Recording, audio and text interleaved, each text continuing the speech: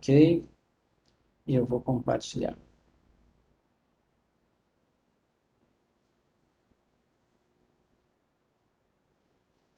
É... Peraí. Deixa eu abrir aqui.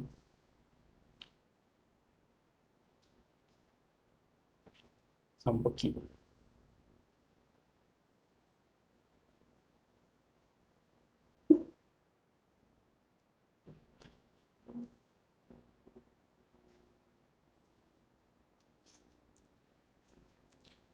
Tá. Então é o seguinte, tá? Eu vou para o quadro primeiro, que eu acho que é mais fácil, tá? Para fazer meio que um resumo. O caso discreto, tá? A gente tem algumas distribuições que estão associadas a ensaios de Bernoulli, certo? Então, eu vou colocar como se fosse um esqueminha aqui. Você tem, sempre que você estiver falando de ensaios de Bernoulli, você vai ter daqui três distribuições que vão derivar daqui. Tem mais, tá? Mas das que vocês estão vendo, tem três distribuições que vão derivar daqui. Tá? Então, vou colocar aqui a primeira.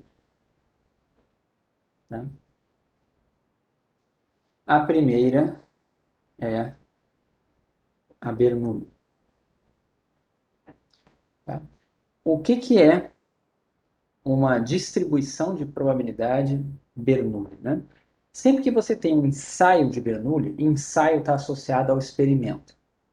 Então, quando você tem um experimento que é um ensaio de Bernoulli, é um experimento do tipo sucesso-fracasso. Só tem dois resultados possíveis. Isso é o que tem por trás do ensaio de Bernoulli. Não tem essa coisa de ser 1 e 0, não. É sucesso e fracasso. E existe uma probabilidade de sucesso P. Quando você está com uma Bernoulli, você define uma variável aleatória que ela vai ser dada pelo quê? Ela é chamada uma variável aleatória indicadora, porque ela só vai indicar se foi sucesso ou não. Então, se o ensaio de Bernoulli resultou em sucesso, ela é 1. Se não resultou, ela é 0. Então, vejam a diferença.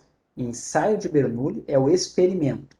Uma variável aleatória com distribuição de Bernoulli é uma variável indicadora. Isso é muito utilizado em regressão, certo? Quando você for fazer uma regressão, você vai tentar explicar uma variável resposta a partir de uma variável explicativa. E aí, para isso, você vai ter que usar formas de quantificar essas variáveis explicativas. E é muito comum você colocar variáveis qualitativas como variáveis explicativas.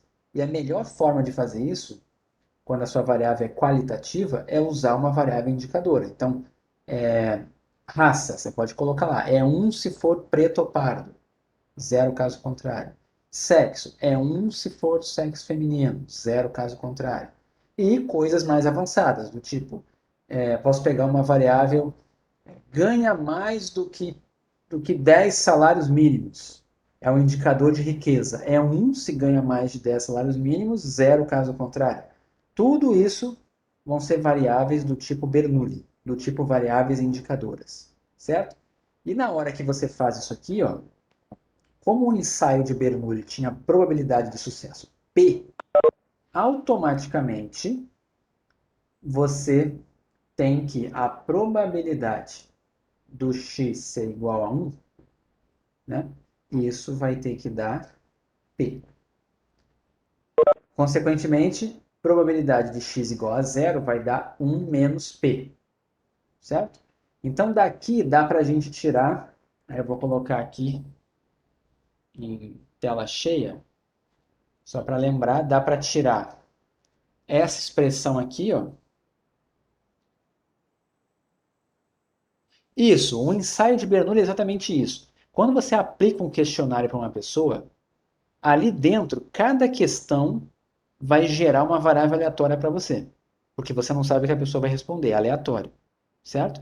Qualquer variável que você possa criar uma variável indicadora em qualquer questão do questionário, que você puder transformar ela traduzir ela como uma variável aleatória do tipo 0, 1, do tipo sucesso, fracasso, 1 e 0, você vai usar a Bernoulli, certo? Qualquer questão do questionário, até mesmo questões que geram variáveis que não são qualitativas, tá? Como eu falei lá, número de banheiros que tem no domicílio, que tem no questionário do censo do IBGE, número de banheiros, não é uma variável do tipo 0 ou 1, é uma contagem. Teoricamente, é uma contagem que vai de 0 a mais infinito. Mas eu posso criar uma variável aleatória em cima disso, que é, tem banheiro ou não tem banheiro? Ou, tem mais de um banheiro ou não? Certo? Eu posso criar o que eu quiser.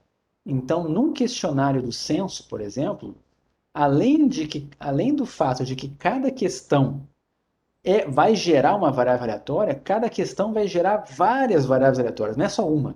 Tem aquela que é meio óbvia, né?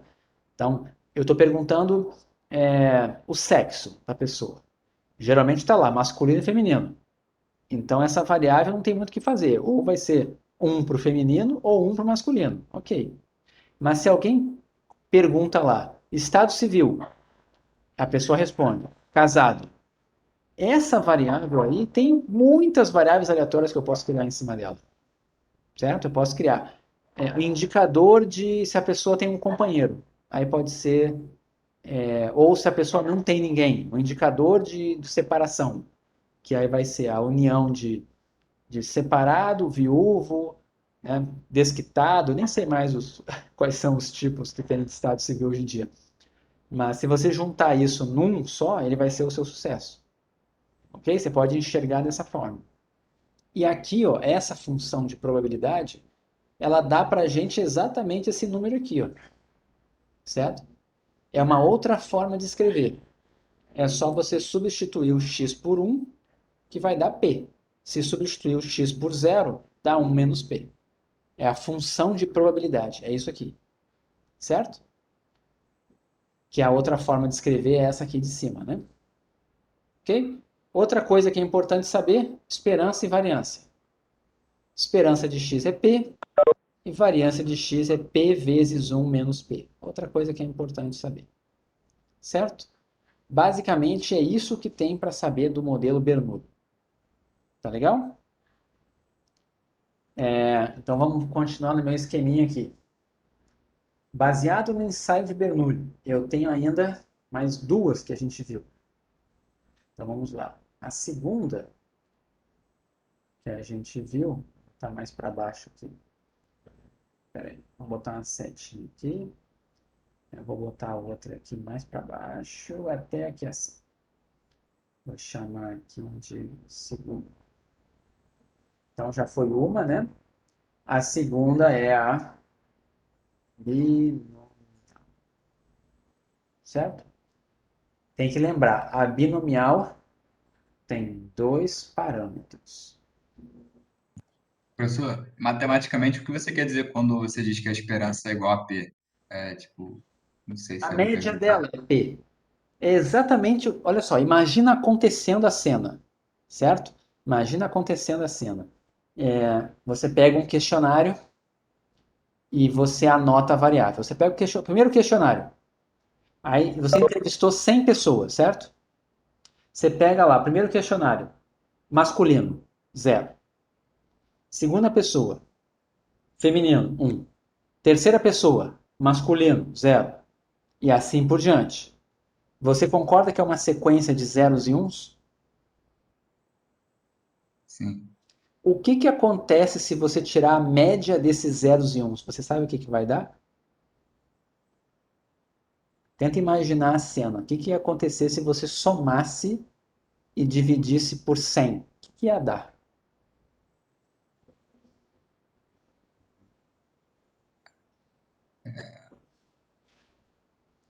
Vamos lá, vou fazer um exemplo mais claro. Ah, Você dá meio? É, tipo, Não, não vai dar meio. Imagina a cena. Você está botando um se for mulher e 0 se for homem, certo? E aí você observou na amostra que tinha 30 mulheres. e tinha 70 homens. O que que vai dar a média amostral da variável indicadora de 1 e 0 que você Beleza. criou? Vai dar o quê? A probabilidade. Daria A proporção. Vai dar a a proporção de proporção, mulheres na isso, amostra. Concorda que vai dar a proporção de mulheres concordo. na amostra? Então você concorda que se na população você fizesse isso, ia dar exatamente a proporção de mulheres na população? Imagina, Concordo. imagina uma população infinita, uma população gigantesca. E a Poema saiu da sala, mas ok, ela deve voltar. Imagina uma população infinita. Se você fizesse essa conta da média, ia dar exatamente a proporção de sucessos na população, certo? Só que isso daí é exatamente a probabilidade de sucesso na amostra. Se na população 30% são mulheres, qual é a probabilidade de selecionar uma pessoa e dar mulher, e ser mulher? É 0,30, concorda? Ou seja, no fundo, a média amostral de uma variável Bernoulli é equivalente à proporção amostral de sucessos, que vai acabar sendo o nosso estimador da proporção populacional de sucessos. Você vai aprender isso em Estatística Social 2. Entendeu? Entendi, entendi, entendi. Então, assim, Entendi, no obrigado. fundo, quando você olha isso aqui, ó, esperança de x é p e variância de x é p1 menos p, você tem que pensar assim. Quer dizer que se eu pegar a média amostral, ela está associada com esse parâmetro populacional aqui, P. A média amostral vai ter que ter alguma relação com esse P aqui. E quando você fizer a variância amostral, ela vai ter alguma relação com P vezes 1 menos P. Ou seja, se você conhecesse o P e o 1, se você conhecesse o P, você já ia saber quanto que ia dar, em geral, numa amostra, qual seria o valor esperado, qual seria a média amostral e qual seria a variância amostral. Você já teria uma noção se você conhecesse o P verdadeiro, só que você não conhece. Ok? Então isso aqui é um modelo teórico.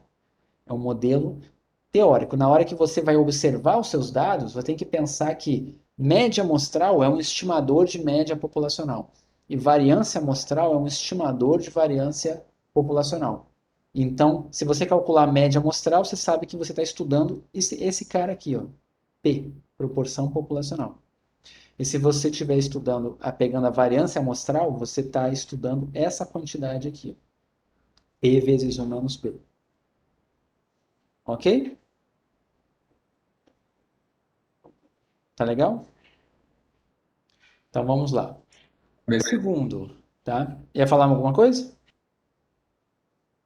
Não, não, não, eu só falei que eu entendi agora. Obrigado pela explicação. Tá.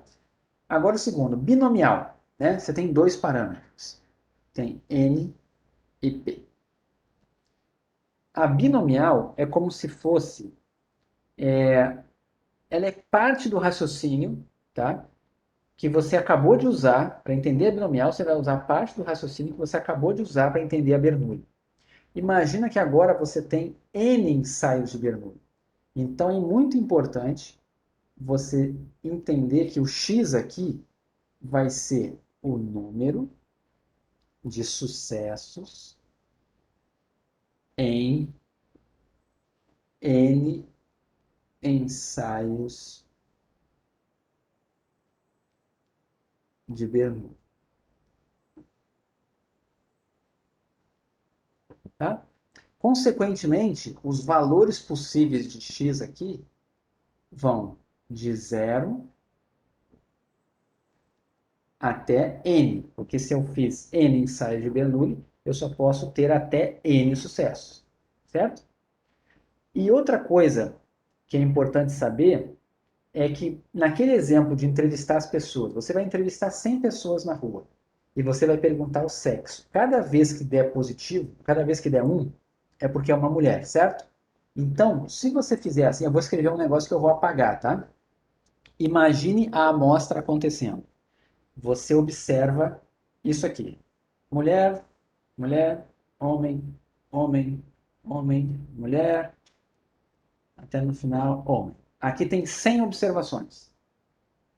Certo? Todo mundo entendeu? Você coletou as 100 observações. Tá legal? Se você quiser modelar essas observações individualmente, você vai trabalhar com 100 variáveis aleatórias Bernoullis. Bernoullis com parâmetro P.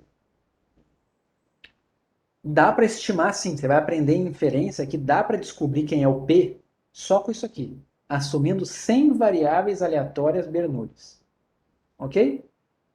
Só que você vai descobrir também em inferência que fazer isso aqui é praticamente a mesma coisa que definir uma variável aleatória, uma só, que é a soma destas 100 Bernoullis. Todo mundo entendeu? Você tem duas opções, ok? As duas vão estimar a mesma coisa. 100 variáveis aleatórias Bernoullis é a mesma coisa que somar 100 Bernoullis. Ah, muito bom que a Isis falou. Eu tenho que assumir que esses ensaios são todos independentes, tá? Uma coisa importante que vocês vão aprender em inferência em Estatística Social 2. Sempre que você seleciona uma amostra aleatoriamente, você garante a independência, certo? Então, para escolher um modelo é importante o tamanho da amostra? Não. Isso aqui, ó, esse problema que eu coloquei aqui, ó, a amostra é a mesma. A amostra é de tamanho 100. Você que escolhe. Você quer trabalhar com 100 variáveis aleatórias Bernoulli ou uma variável aleatória binomial com parâmetros 100 e p? O que você prefere? O tamanho da amostra é o mesmo. Ok? Só que se você trabalhar com as 100 Bernoullis, você vai guardar no seu banco de dados os 100 valores de zeros e 1, zeros e 1, zeros e 1, zeros e 1, zeros e 1. Se você trabalhar com a binomial, você vai somar os sucessos, você vai somar todas elas. 1 mais 1 mais 0 mais 0 mais 1 mais 1 e vai guardar só a soma. Essa soma tem distribuição binomial. Guarda um número só, os outros você joga fora. Só guarda a soma. Tá? E sabe por que dá igual? Porque nos dois casos, você vai descobrir que o estimador de P, que é o parâmetro de interesse aqui, é o P. Nos dois casos, o estimador de P vai ser somatório, né? No caso da Bernoulli, vai ser somatório de x dividido por 100. E no caso da binomial, vai ser o valor da binomial dividido por 100. Nos dois casos, vai dar a mesma coisa, que você já vai ter somado antes, no caso da binomial. Mas conseguiram entender a diferença? A binomial é como se fosse a soma. Tá? Por que as pessoas acabam, às vezes, trabalhando com binomial e não com a Bernoulli? Porque, como eu falei, para você, se alguém chegar para você e falar assim, ó, descobre para mim se essa moeda na tua mão aí é honesta. Lança a moeda aí 100 vezes e anota. Cada vez que der cara, você guarda como valor 1. Deu coroa, você guarda como valor 0. Imaginou essa cena? Você pegando um papel e anotando um por um. Um por um. 1, 0, 1, 0, 0, 1, 0. Anotou. Você encheu um caderno lá com números que foram 100 resultados de lançar a moeda 100 vezes. Aí no final você resolve somar. E você vê que deu exatamente 50 a soma. Nas 100 vezes que você jogou, deram 50 caras e 50 coroas. Como é que você estimaria, na sua intuição, na sua mente, como é que você estimaria a probabilidade dessa moeda dar cara? Você não ia fazer 50 sobre 100? Não era assim que você ia fazer? E você concorda comigo que você ia fazer isso tanto se te dessem os 100 valores, quanto se tivessem dado somente a soma para você? Imagina que ao invés de te dar uma folha com 100 números, só dissessem assim, ó, deu 50 caras. Não me interessa se foram as 50 primeiras, se foi aleatório, o que interessa é que deu 50 caras. Interessa saber quais foram os lançamentos que deram cara ou coroa? Não interessa, só interessa a soma. Entenderam? Então esses modelos vão fazer inferência igual. Eu ainda não falei da reposição aqui. Em ensaio de Bernoulli, não existe essa coisa de reposição. O ensaio de Bernoulli, a gente está assumindo que os ensaios são independentes e são idênticos. Então, a probabilidade de acontecer o próximo ensaio de Bernoulli, quando eu for ver o sucesso, ele tem que ser independente do anterior. Se você fizer sem reposição, não tem independência. Então, tudo que eu estou mostrando aqui é assumindo que você está repetindo o experimento igualzinho. Então, aqui não pode ter, não pode ser sem reposição. Aqui, se você fosse fazer um experimento com pessoas, teria que ser com reposição, para a probabilidade continuar a mesma e para não ter influência num lançamento em relação ao outro, para ter a independência. Ok? Todo mundo entendeu? Então quando o experimento for com uma pessoa, eu não vou trabalhar com eventos independentes, então, né? Calma, o que acontece na prática? Quando é com pessoas, teoricamente é sem reposição, certo? Só que o que acontece? Se a sua amostra for grande, e principalmente se a população é grande, as contas com o modelo binomial ou com o modelo hipergeométrico, eu já vou comentar aqui, vão dar praticamente as mesmas. Então as pessoas acabam usando a binomial. Entendeu? Então vamos lá, eu vou apagar esse que eu coloquei aqui, tá? Isso aqui tá avacalhando aqui meu esqueminha.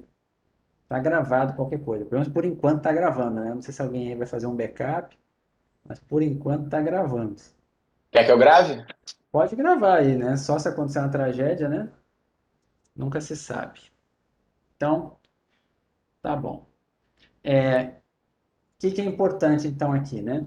Número de sucessos em N ensaios de Bernoulli. Então você pode guardar aqui como se fosse uma coisa entre aspas, né? Ela é a soma de N Bernoullis independentes e idênticas. Idênticas é para dizer que a probabilidade de sucesso é a mesma. Ok? E aí vem as expressões, né? Vamos pensar aqui. Pensa comigo aqui. Imagina que tem uma população que 30% da população é de mulheres, ok? 30% da população é de mulheres. Se eu coletar uma amostra aleatória com reposição de 1.000 pessoas, quantas mulheres você esperaria observar? Pensem comigo só na intuição. 300, certo? Todo mundo entendeu? Se você tivesse coletado 10 pessoas só, quantas você esperaria que seriam mulheres? Na população é 30%. Na amostra, você espera 30%, certo? Então vejam, na prática, né, para cada pessoa que você seleciona é uma Bernoulli. Então, quem é o valor esperado de x que você esperaria observar? A probabilidade de sucesso, a esperança é 0,3. Ok? Lembrem que o valor esperado nem sempre é um valor possível de ser observado, né? Isso aqui é em média. Se você ficasse selecionando pessoas aleatoriamente e anotando 1, 0, 1, 0, 1, 0, em média isso ia dar P. Agora, o que vai acontecer na binomial?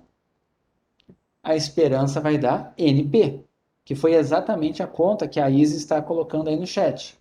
Né? Cada vez que eu perguntei, em 10 pessoas, se a probabilidade de sucesso é 0,3, você esperaria observar 3 mulheres. Se fossem 100, você esperaria 30.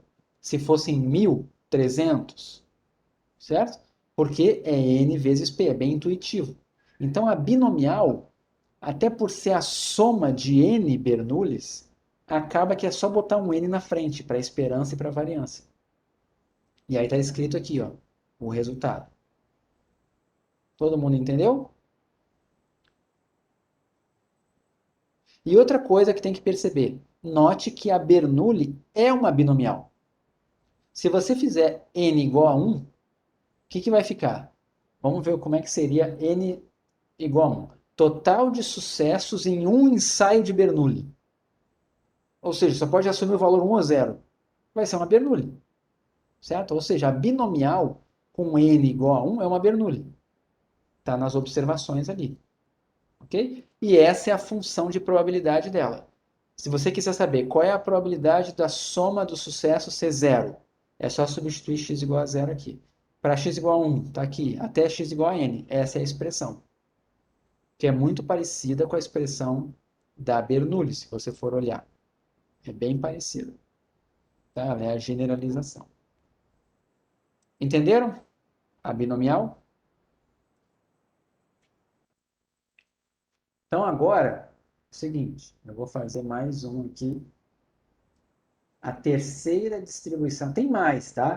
Nesse período eu estou focando só numa. Desculpa, só em 3, mas tem mais, tá? Então, eu vou colocar aqui mais uma seta. Eu vou fazer ela por partes aqui, porque senão não vai dar. Vamos botar aqui e vamos descendo. Depois eu posso salvar esse quadro aqui, né? Se o computador não travar, eu salvo esse quadro. Então, vamos descer aqui, desce mais, até chegar aqui. A terceira que a gente viu, que foi a geométrica. Tá lento aqui meu computador, espera só um pouquinho, não está travando não, tá? Uma geométrica, está muito devagar. A geométrica é uma distribuição que é usada quando você não quer contar sucessos, quando você quer contar ensaios de Bernoulli. Então, o que é o mais importante aqui na geométrica de lembrar? Que a variável aleatória na geométrica vai ser número. Olha a diferença. Antes era número de sucessos em N ensaios. Agora vai ser número de ensaios, número de experimentos até a ocorrência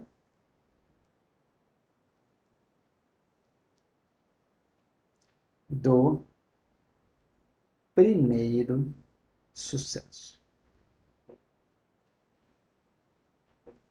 Ok? Ela tem essa diferença em relação às outras, que está contando os sucessos. Então, o que vai acontecer com essa variável? Quais os valores possíveis dela? Ela pode assumir o valor 0? Pode acontecer de você, até acontecer o primeiro sucesso, só assumir um valor? Não, né? Não dá 0, não dá. Tem que ser no mínimo 1. Quando é que vai ser 1? Quando de cara já saiu um sucesso. Pode ser 2, pode ser 3, pode ser 500.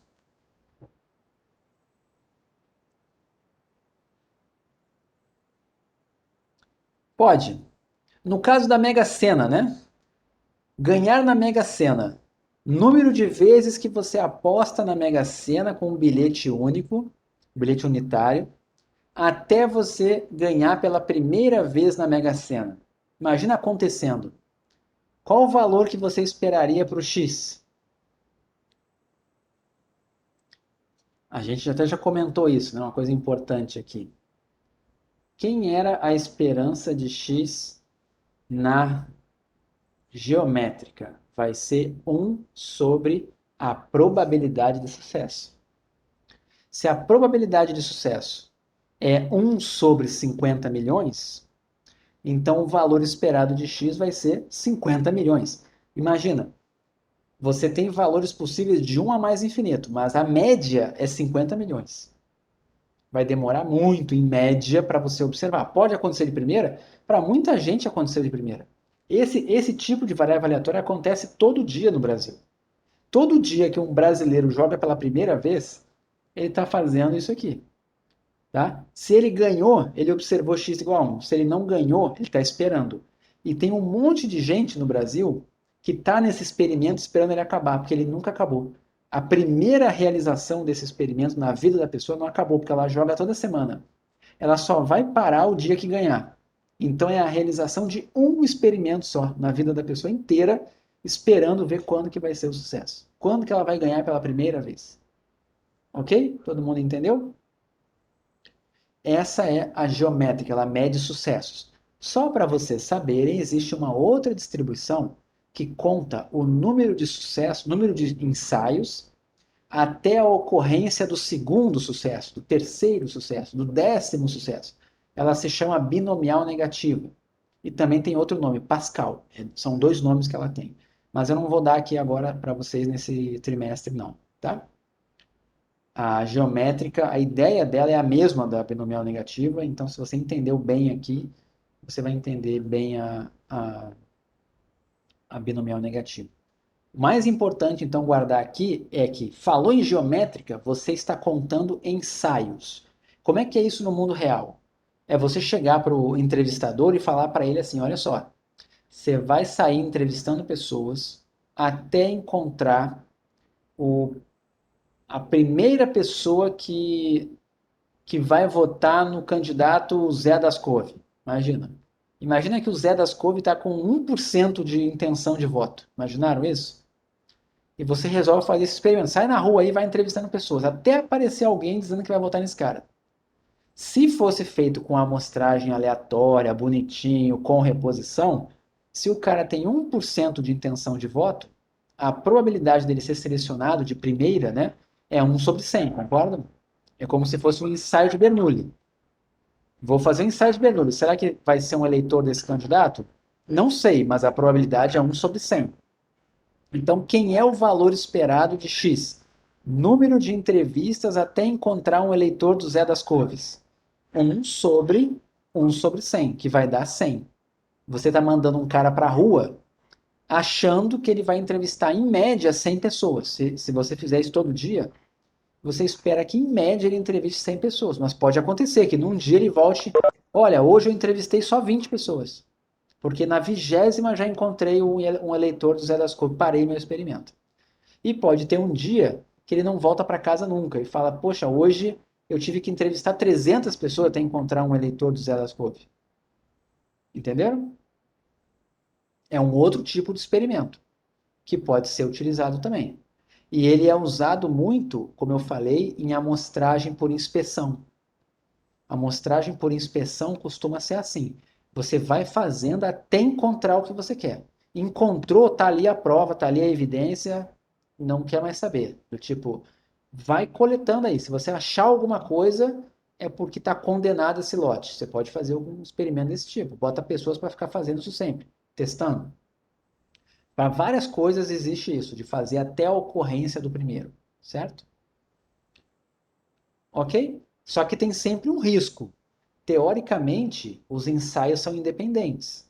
Então, por mais que seja ínfima essa probabilidade, existe a probabilidade do experimento não acabar nunca.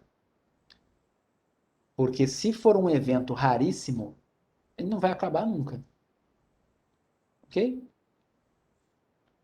Como esse da Mega Sena, né? Você vai gastar a sua vida inteira para tentar descobrir. Encontrar um botafoguense é ótimo também, né? E percebam que vocês podem usar isso para estimar a proporção de botafoguenses que tem no Rio de Janeiro. Olha que interessante isso. Se você sair na rua, olha só, vou mostrar um exemplo de inferência para vocês aí. Vamos chamar aqui, ó, X Flamengo e X Botafogo. Você faz esse experimento. Sai na rua e entrevista pessoas até achar um flamenguista. Quantas pessoas você acha que você vai entrevistar em média aqui até encontrar um flamenguista? Não vem dizer que é um, Porque se em média for 1, quer dizer que você sempre vai encontrar um flamenguista de primeira. Vamos assumir que o Flamengo não é 100%, não é uma unanimidade.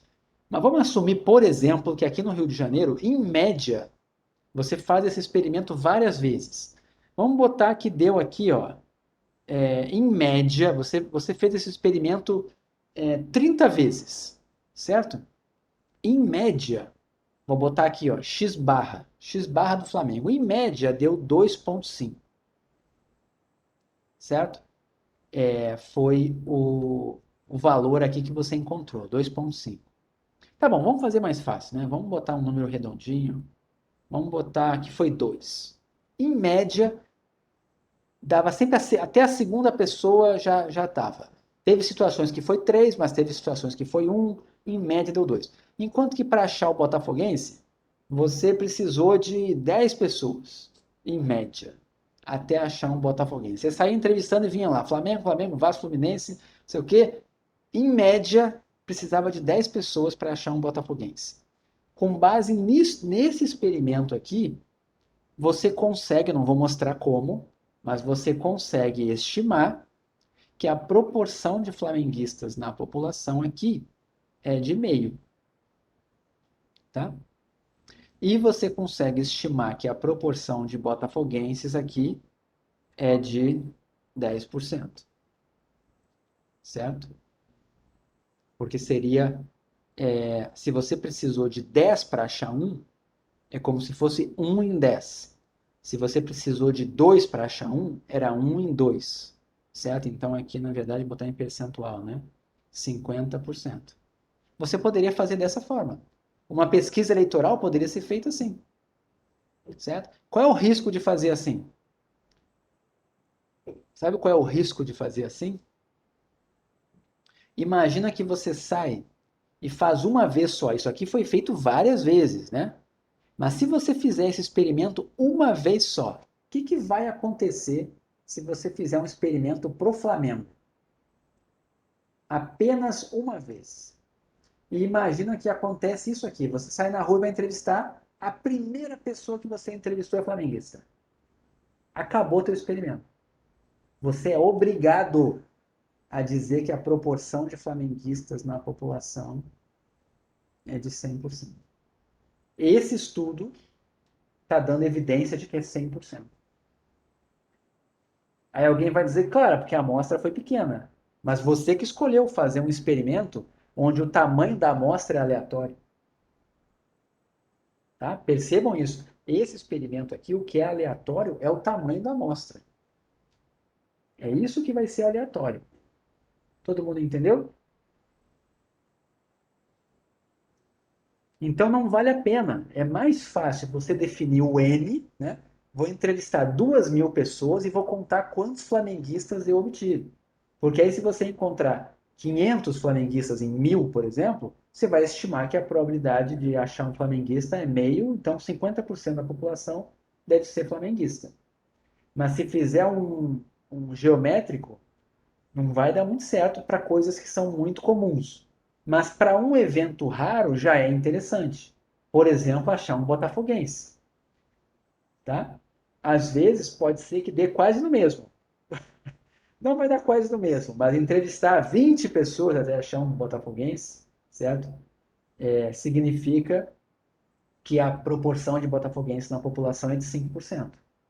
Uma amostra de tamanho 20, se for aleatória para descobrir essa proporção do Botafogo, não é tão pequena quanto seria no caso do Flamengo aqui.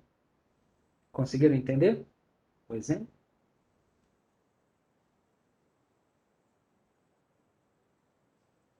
Beleza? Então eu vou fazer o seguinte, tá? Por garantia, já que eu não confio em mim aqui, eu vou salvar esse quadro aqui, tá? E aí depois, qualquer coisa, eu salvo em cima. Mas já tem uma versão aqui, pelo menos, tá? Agora é o seguinte.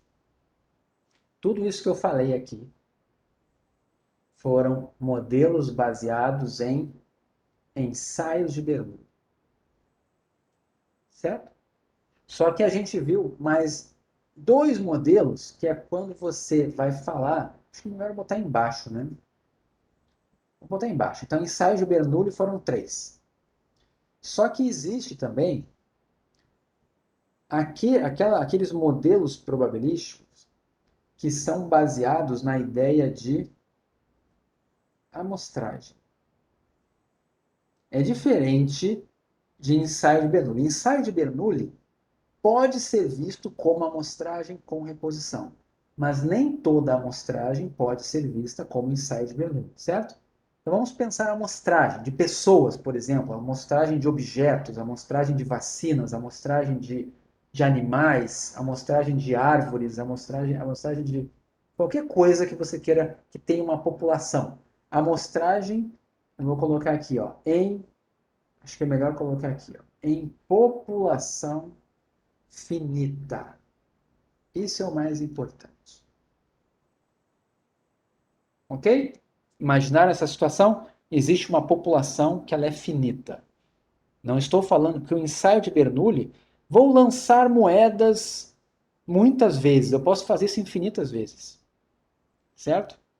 Agora, a amostragem em população finita, não. Se a população tem tamanho 1000, eu só consigo pegar a amostra de tamanho 1000 se eu fizer sem reposição. Só consigo pegar a amostra maior se eu fizer com reposição. Então, daqui, tá? É um cadastro, né? Você tem um cadastro. Você tem duas formas. Se você fizer sem reposição, você só pode pegar uma amostra de tamanho equivalente ao tamanho do cadastro. Mas se você fizer com reposição, você pode pegar uma amostra de tamanho 1 trilhão. É só você ficar toda hora selecionando uma amostra e devolvendo, né, para o cadastro. Pode chegar até 1 trilhão. Mas então aqui vai ter duas situações, certo? Se você trabalhar com reposição, certo? E utilizar a variável com reposição, amostra de tamanho n, certo? Com reposição, e aí deixa eu botar diferente aqui.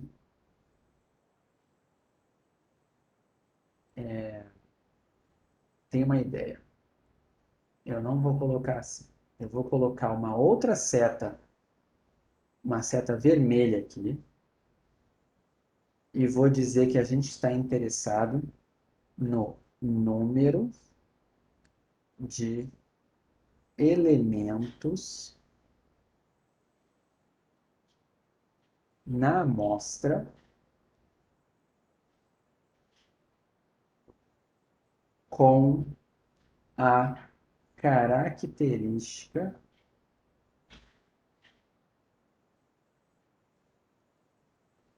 de interesse. Eu não vou chamar sucesso e fracasso, a gente não costuma chamar sucesso e fracasso aqui, tá? Com a característica de interesse. Posso até chamar, mas não é comum. Essa é a minha variável de interesse.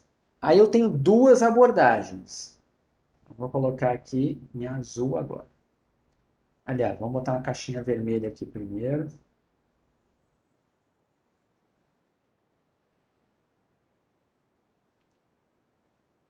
Então, agora sim, azul vai ter o primeiro caso,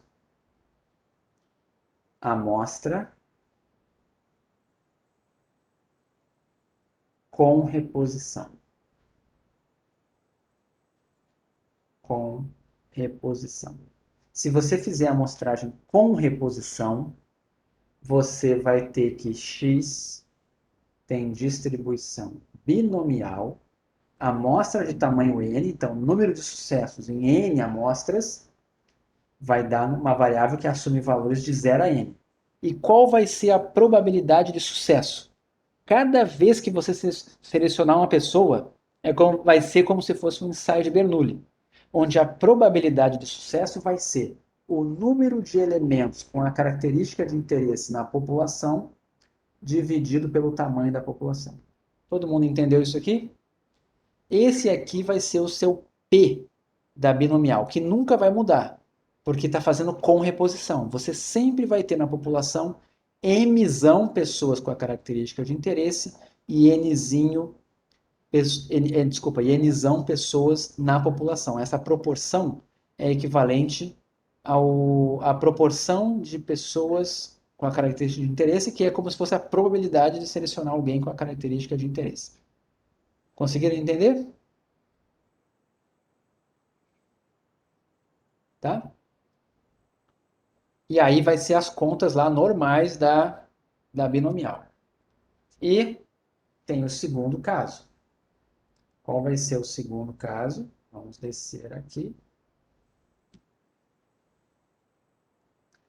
O segundo caso vai ser a amostragem sem reposição. Nesse caso, as coisas não são mais independentes. Como as coisas não são mais independentes, você vai ter que x tem distribuição hipergeométrica com parâmetros. Você vai precisar de 3 números: tamanho da população, número de elementos com a característica de interesse na população e tamanho da amostra. Mas percebam que a variável aleatória é a mesma. Se alguém perguntar para você quem é a probabilidade de x igual a 2, tá? É a probabilidade de você observar 2 pessoas numa amostra de tamanho n com a característica de interesse, como se fossem 2 sucessos. Só que num caso, você vai aplicar isso na função de probabilidade da binomial, com aqueles parâmetros ali. E na outra, você vai aplicar na hipergeométrica. Então, deixa eu botar aqui, ó. No caso da binomial, você vai usar essa daqui. O que você vai usar no lugar do P? Mzão sobre N. E no outro caso, quando você tiver com a hipergeométrica, cadê aqui, ó? Com a hipergeométrica, você vai usar essa função de probabilidade aqui, ó, que é diferente, mas que vai dar muito parecida. Entenderam?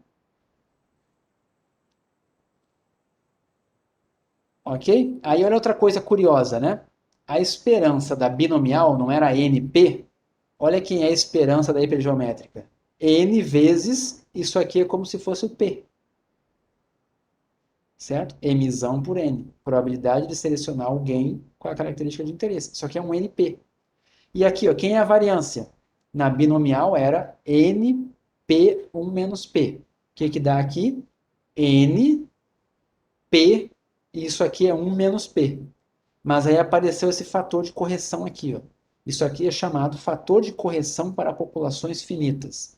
Esse fator aqui eu comentei com vocês. Se o nzão tender a mais infinito, vai ficar um número muito grande em cima, dividido por um número muito grande embaixo. Essa razão vai convergir para 1. Então, quando isso acontecer, a binomial e a hipergeométrica vão ser iguais. Então, o que as pessoas fazem? Assumem que o tamanho da população é grande e usam a binomial. Não usam essa correção aqui. Ok? Entenderam?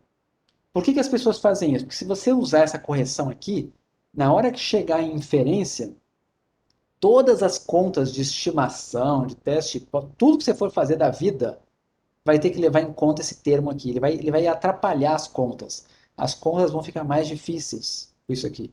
Então as pessoas ignoram esse negócio. Já sabem que ele afeta pouco, sabe? Você encontrou uma margem de erro. Aí você usa o valor com a correção, a margem de erro dá idêntica. Dá uma diferença lá na segunda casa decimal. Aí você, pô, não vou perder tempo com isso. As pessoas não fazem. Entenderam? Então, essa é a hipergeométrica. Então, tem que lembrar que elas são parecidas. Aí aqui tem um comentário, ó, exatamente o que eu botei lá no slide. Ó. Quando você tem o N grande e o número de elementos com a característica de interesse na população é bem maior que o tamanho da amostra, os cálculos são muito semelhantes. E aí está aqui o que eu falei, que elas são quase idênticas. E aqui no R eu tenho como que calcula probabilidades. Aí eu mostrei aqui, essa daqui é como que faria usando a hipergeométrica, uma probabilidade. E acho que aqui deve ter como é que ficaria aqui, né? Aqui tem um exemplo já, ó. Usando binomial deu 0,099 e usando hipergeométrica deu 0,10. Praticamente a mesma coisa nesse exemplo aqui. Tá? Só porque a população tinha 5.000 pessoas e com a característica de interesse 1.000. Espera aí, só um pouquinho. Deixa eu ler aqui o que teve aqui. Tua esposa te chamou. O que diferencia a binomial e a hipergeométrica é isso. A hipergeométrica é um modelo para amostragem, sem reposição. A binomial é um modelo para ensaios de Bernoulli que pode ser aplicado à amostragem desde que você assuma que está fazendo com reposição. Entendeu? A binomial é feita para ensaio de Bernoulli, por isso que eu agrupei ela lá em cima, ensaio de Bernoulli, mas também serve para isso aqui. Certo? Então é basicamente isso. Lembrem, o mais importante é sempre lembrar o que está aqui, ó. Peraí, em vermelhinho. Quem é a variável aleatória de interesse?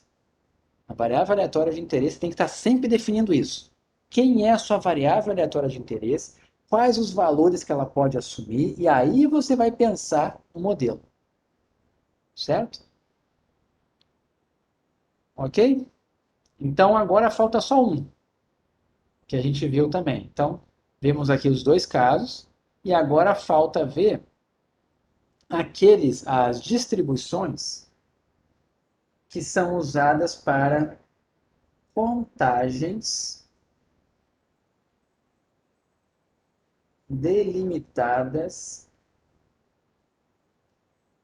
não vai caber, por tempo ou espaço. Aqui, você está querendo agora fazer uma contagem que teoricamente não tem fim, certo? Então, por exemplo, número de casos de Covid por dia. Você está delimitando um dia. Mas se eu medisse em 2 dias, eu esperaria o dobro do que em um dia. Se eu medisse em 3 dias, eu esperaria o triplo de um dia. Certo? Se eu medisse em 1 hora, eu esperaria 1 sobre 24, né? Ou seja, 1/24 avos do que eu observo num dia. Você delimita por tempo ou por espaço. Certo?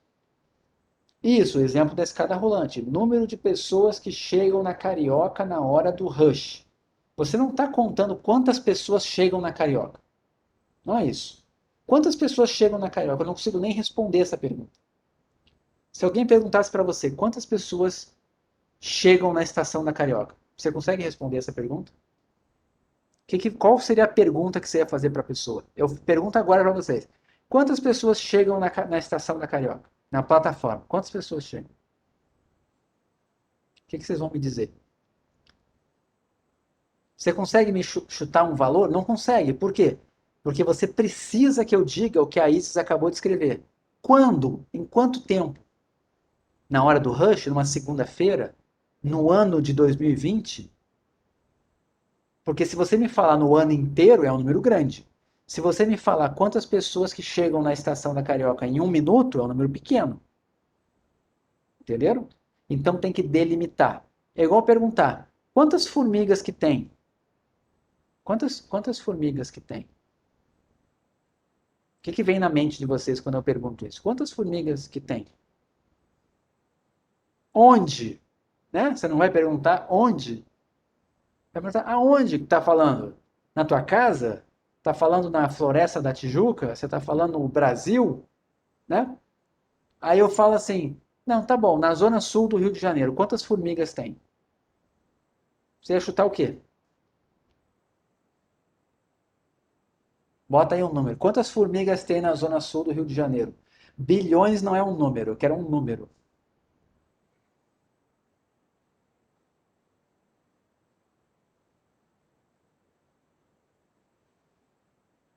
100 bilhões, tá bom. Vamos parar aí, 100 bilhões.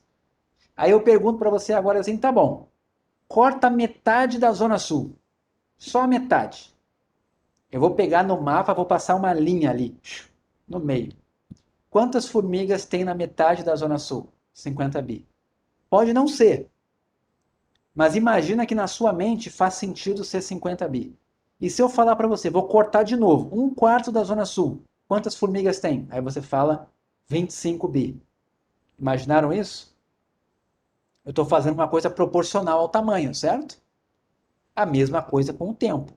Quantas pessoas chegam na Carioca por minuto na hora do rush? Vamos lá. Me digam aí. Pega a pior hora do dia, entre 6 e 7 da noite na Carioca. Quantas pessoas chegam na estação, na plataforma, por minuto? O que vocês botariam aí? 400 em um minuto. Tá bom, então em 30 segundos. Qual o número que você ia botar? 200. Entenderam? Sempre que você usar esse raciocínio proporcional, é uma contagem que não tem fim. Ela depende do tempo ou do espaço. Você está falando de Poisson. Conseguiram entender? Não tem ensaios, não tem sucessos, não tem nada disso. Aqui a gente simplesmente viu a Poisson. Entenderam? E aí o que é importante no caso da Poisson? Se ninguém der para você a Poisson, você sempre vai ter uma taxa, certo? E você vai ter um intervalo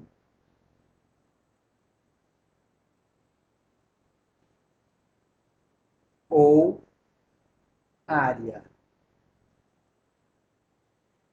Você sempre vai ter essas duas coisas aqui. Sempre. Uma taxa de ocorrência e um intervalo ou área. Quando você fizer o produto dessas duas coisas, o produto é igual ao parâmetro que a gente coloca aqui. E esse parâmetro é interpretado como média de x. E o que é esse x? A última seta aqui que faltou, né? O x aqui é número de ocorrências, é uma contagem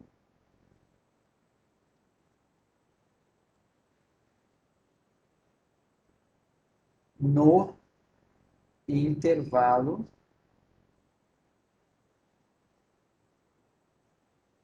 de tempo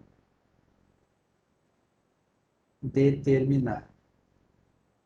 Eu vou até botar no intervalo de tempo barra área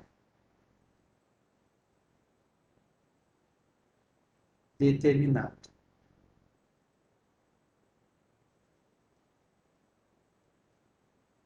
Vou botar um azinho aqui, porque se for área, né?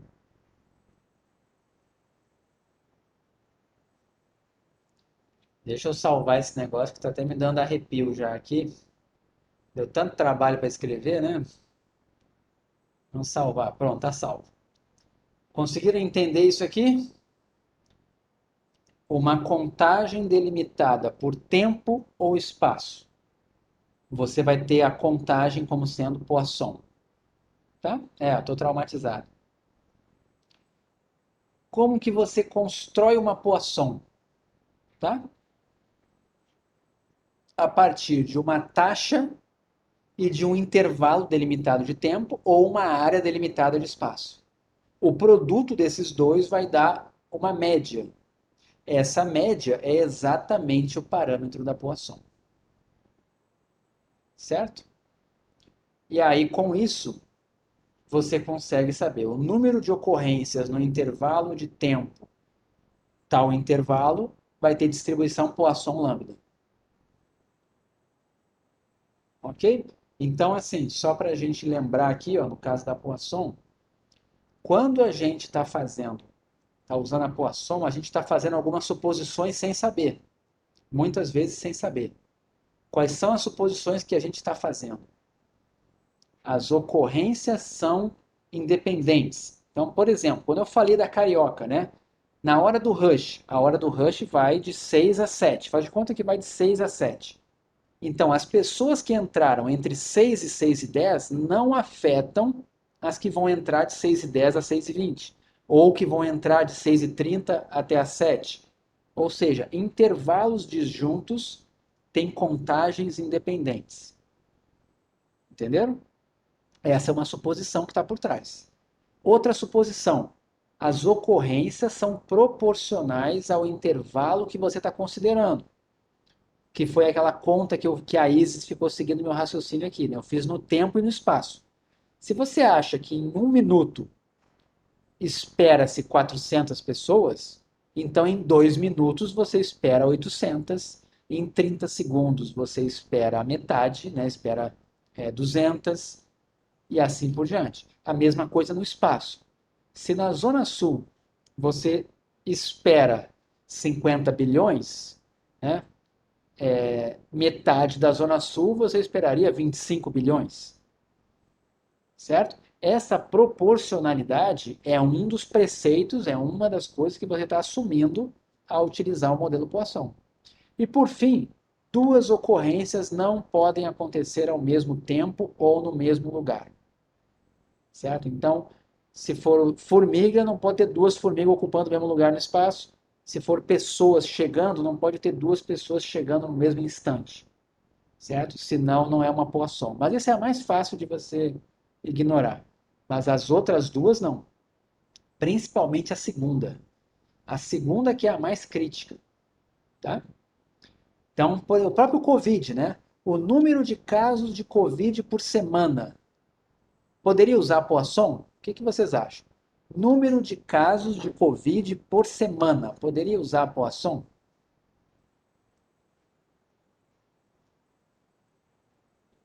Pode. Eu estou dando intervalo de tempo, né?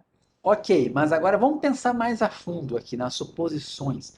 Será que o modelo vai ficar muito bom? Será que realmente vai ficar legal? Dá uma olhada aqui, olha as suposições. As É, ocorrências em intervalos disjuntos são independentes. Então, por exemplo, se na segunda tinha muito caso, e aí na terça começou a ter um pouco menos, na quarta não tem nada a ver com isso. Uma não pode afetar a outra. Se a média da semana é, por exemplo, ter 50 mil casos no Brasil, eu vou esperar que na segunda-feira tenha 1/7 das ocorrências. Não, desculpa, é 50 mil por dia, né?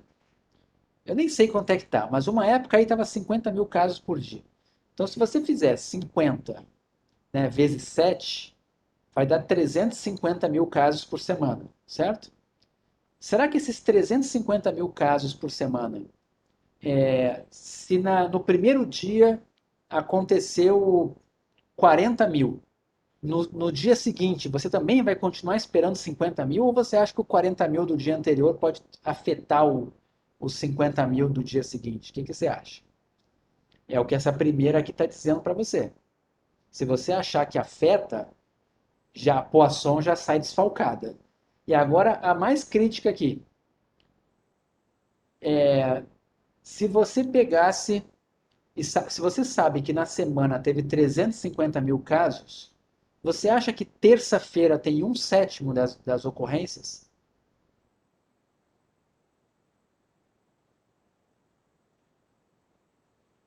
Vocês já olharam os dados de Covid da semana? Vocês já viram que terça-feira é sempre o mais alto, até porque os registros acumulam no fim de semana? Terça é sempre o dia mais alto, enquanto que domingo, sábado, domingo e segunda não são tão altos. Terça sempre foi mais alto durante essa pandemia, né? Tem a ver com notificação. Mas o ponto é o seguinte: você está fazendo uma contagem de coisas que não estão acontecendo de forma distribuída no tempo, meio que uniforme. Tem períodos que está mais agrupado, certo? Então, o que significa isso tudo? Aí, outra coisa, por fim, será que a média semanal é igual à variância semanal? Se toda semana tem em média 350 mil, será que se você pegar a média, se você pegar a variância semanal, será que vai dar 350 mil a variância semanal? Qual é a raiz quadrada de 350 mil? Fiquei curioso agora. Porque isso dá para a gente fazer um dia aí, né? Deixa eu ver aqui. SQRT de 350 mil. O 591 é o desvio padrão. Então, assim, será que numa semana, né, costuma ter, imagina que teve um período que estava tendo 350 mil casos por semana. Será que, se você calculasse o desvio padrão em média, de uma semana para outra, os desvios em relação à média, aos 350 mil, estariam ali por ali? 591 em média. Se você pensar em dois desvios padrões, poderia pensar em 1.000. 1.000 para mais e 1.000 para menos. Será que seria mais ou menos essa a variabilidade? 350 mil em média, com uma margem de erro ali de 1.000 para mais, 1.000 para menos. Será que vai dar mais ou menos isso? Ou vocês acham que tem uma variabilidade muito maior? Eu acho que a variabilidade é bem maior. Tem sido muito variável esse negócio, tá? Então, o que acontece? Essas coisas são as que vão fazer o modelo Poisson não fazer previsões perfeitas. Cada vez, quanto mais você foge disso, mais a Poisson erra, certo? Mas isso quer dizer que não pode usar a Poisson? Não.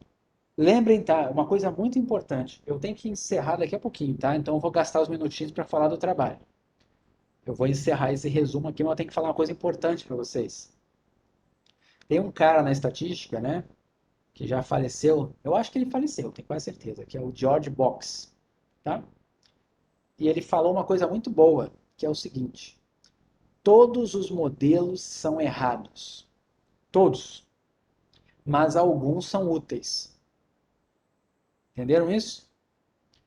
Todos os modelos são errados, mas alguns são úteis. Se aparecer alguém na sua frente um dia dizendo, teu modelo está errado, não aceite isso. Não aceita isso como um argumento válido. Você tem que conversar com ele e falar assim: qual é o modelo que você está propondo? Aí ele vai falar: você não deveria usar esse modelo, você deveria usar este. Aí sim, você pode comparar modelos e ver realmente o que você falou é mais apropriado aos meus dados do que o que eu usei. É verdade. O seu é melhor que o meu, mas nem o meu nem o seu são certos, são simplificações da realidade.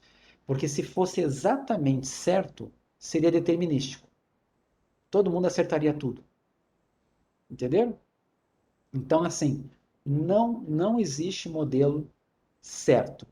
Não existe modelo errado. O que existe é melhor e pior. Ok?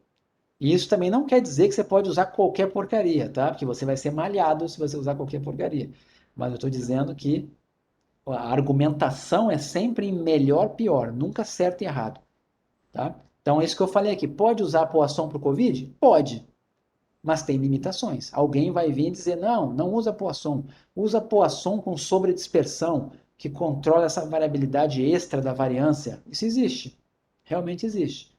E aí você consegue um modelo Poisson que acerta mais, porque ele sabe que tem variabilidade maior que a média. Que na Poisson não era para ter, né? Na Poisson, que está aqui, ó, a esperança é igual à variância. Mas tem modelos que conseguem trabalhar quando os seus dados, você quer usar Poisson, mas a variância é maior que a média. Dá para usar. Se chama modelos com sobredispersão. É como se tivesse uma over, né? Uma variabilidade over, certo? Também é chamado de dispersion, né? Em inglês. Ok? Entenderam? Todo mundo entendeu? Eu vou fazer o seguinte, tá? Como o objetivo aqui era uma aula de dúvidas desse assunto, tá? Eu vou parar de gravar, tá? Até porque eu tô com medo de perder essa gravação. Então, eu vou parar aqui.